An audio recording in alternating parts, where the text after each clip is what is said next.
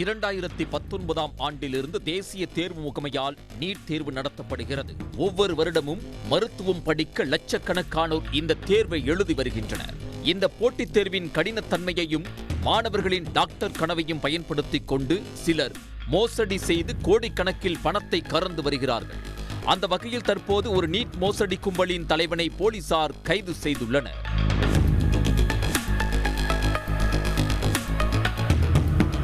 உத்தரப்பிரதேச மாநிலத்தில் மருத்துவம் படிக்க தனியார் மருத்துவக் கல்லூரியில் இடம் வாங்கி தருவதாக கூறி ஒரு கும்பல் ஏராளமானோரிடம் பணம் பெற்று மோசடி செய்திருப்பதாக பலர் புகார் அளித்திருந்தனர்.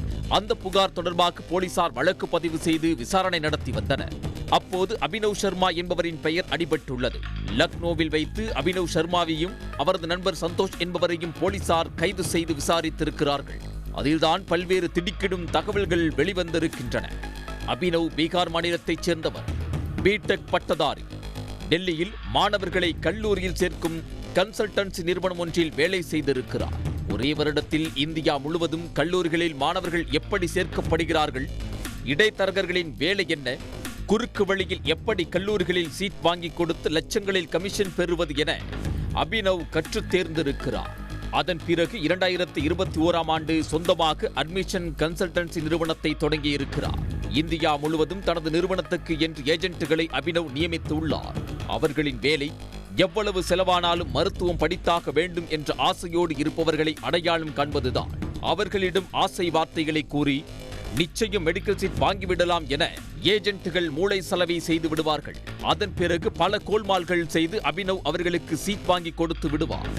ஒவ்வொரு மெடிக்கல் சீட்டுக்கும் 18 முதல் 45 லட்சம் வரை அபினவ் பணம் வசூலித்திருக்கிறார். பெரும்பாலும் பீகாரில் உள்ள பாரவங்கி, சிதாப்பூர் மருத்துவக் கல்லூரிகளில் அட்மிஷன் வாங்கி கொடுத்துள்ளார்.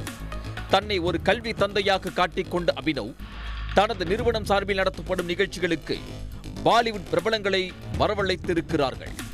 இதனால் பலர் அபினவை நம்பியிருக்கிறார்கள்.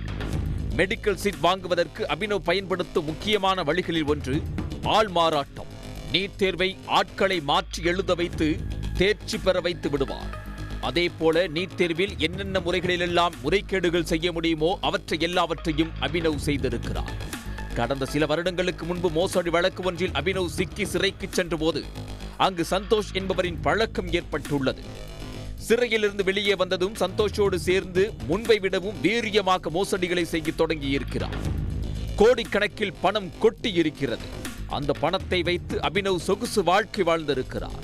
தனது அடையாளத்தை மாற்றி 5 பெயர்களில் வங்கிக் கணக்கு தொடங்கிய அபினவ் மோசடியாக பெறப்பட்ட பணத்தை அதன் மூலம் பயன்படுத்தி வந்துள்ளார். ஐரோப்பா, வட அமெரிக்கா, தென் அமெரிக்கா, மத்திய ஆசியாவில் உள்ள 110 நாடுகளுக்கு மேல் பயணம் செய்துள்ளார்.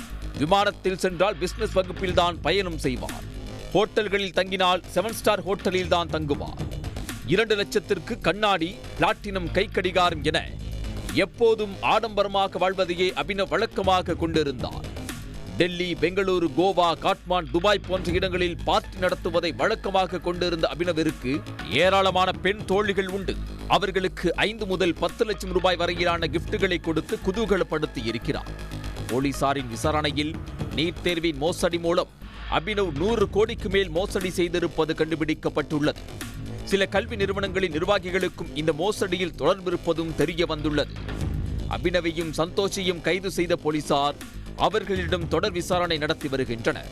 மேலும் சிலர் இந்த வழக்கில் சிக்கலாம் என காவல்துறை தரப்பில் சொல்லப்படுகிறது.